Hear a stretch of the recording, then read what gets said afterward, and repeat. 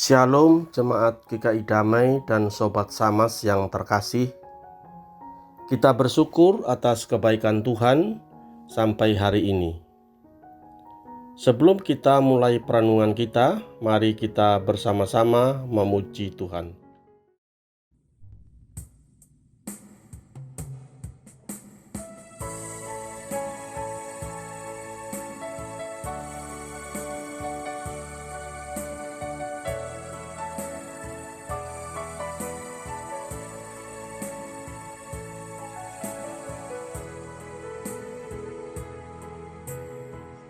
Telah kulihat bukti kasih-Mu,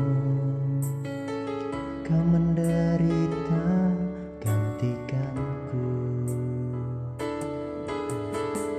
Dengan darah-Mu Kau selamatkanku. Kini ku hidup menyenangkan-Mu. Terlalu besar kasih-Mu Bapa, pengorbanan yang Kau berikan bagiku. Terlalu mahal darah-Mu Yesus, tercurah untuk menebus hidupku.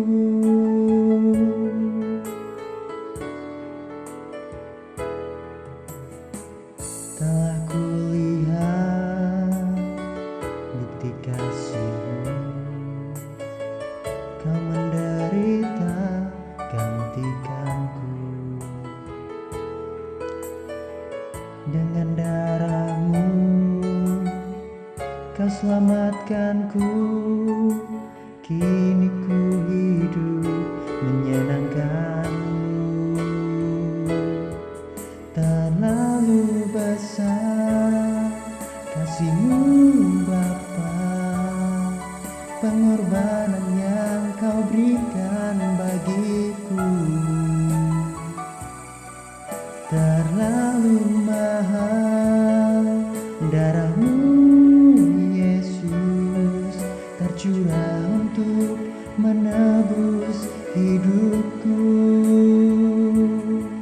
Terlalu besar kasih-Mu Bapa, pengorbanan yang Kau berikan bagiku. Terlalu mahal darah-Mu Yesus, tercurah untuk menebus hidupku.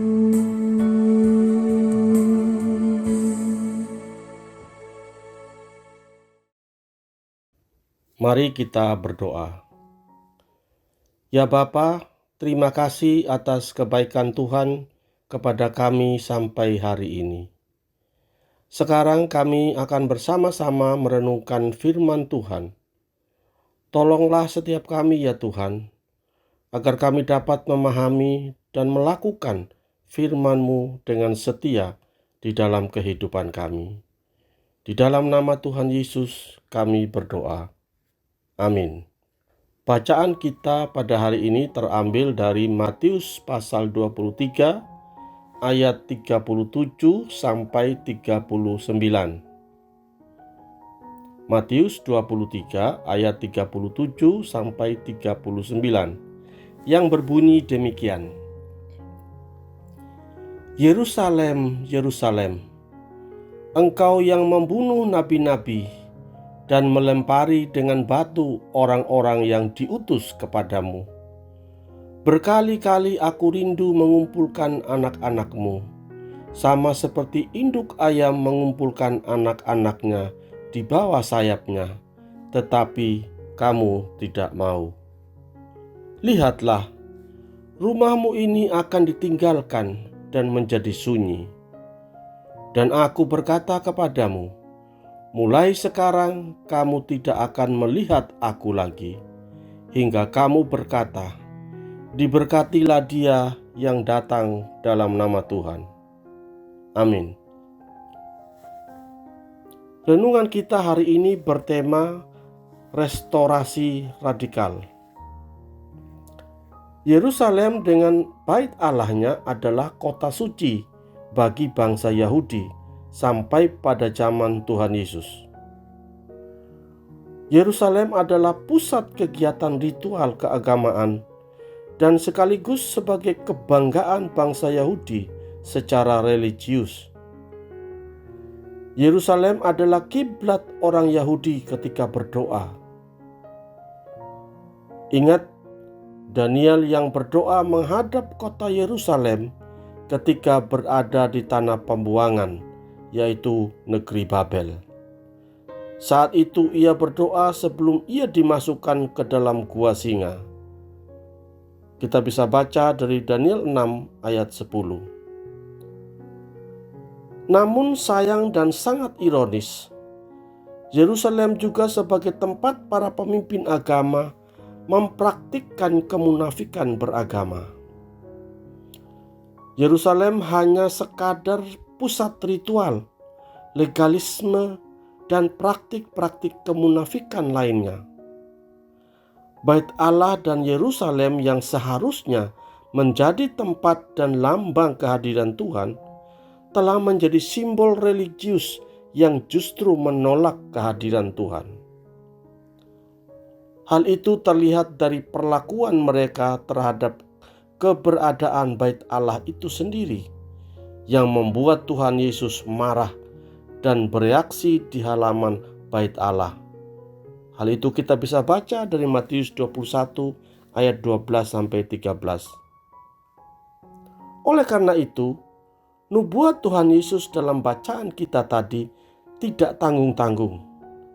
Pembersihan dosa kemunafikan dilakukan secara radikal.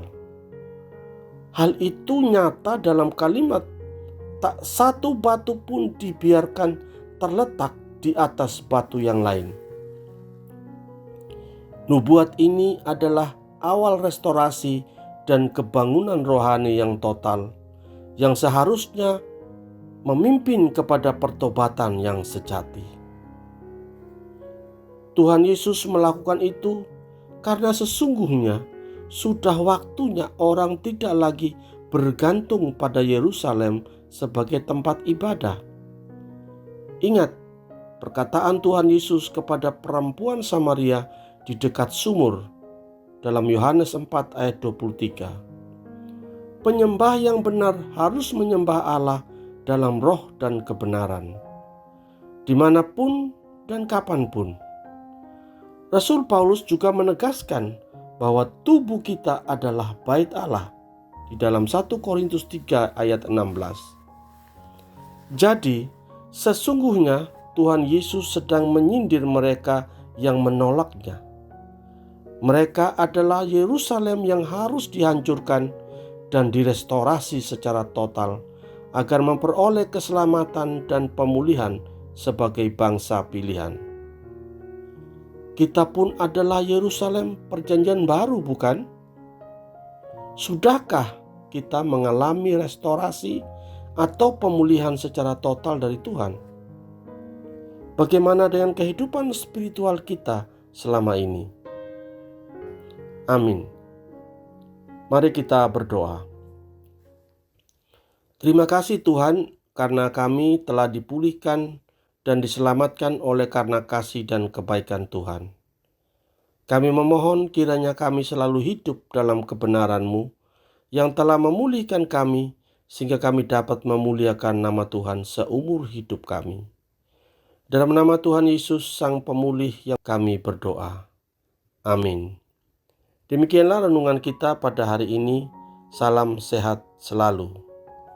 Ingatlah, Tuhan mampu memulihkan hidup kita secara total untuk hidup bagi kemuliaan-Nya.